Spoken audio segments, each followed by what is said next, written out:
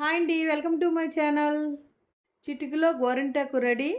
తయారు చేసుకునే విధానం చూపిస్తాను రండి. ముందుగా నా వీడియో నచ్చితే ఒక లైక్ కామెంట్ చేయండి ప్లీజ్. మీకు తగినంత సింధూరం కొంచెం తీసుకోండి. ఆ సింధూరంలో ఒక నిమ్మ చెక్క పూర్తిగా అవసరం లేదండి. ఒక 3-4 డ్రాపులు అయితే చాలు. వేసి ఒక స్పూన్తో కానీ బ్రష్తో కానీ ఇలాగ కలిపేసుకోవాలి. కలిపేసి పెట్టుకోవడమేనండి. పెట్టుకుని వెంటనే కడిగివచ్చండి. కడిగేసిన వెంటనే కొబ్బరి నూనె కొంచెం రాస్తండి, ఇంకా సూపర్గా పండేస్తుందండి. ఎంత బాగుందో చూడండి. కొంచెం రాసుకోవాలి కొబ్బరి నూనె, ఒకే ఒక చుక్క.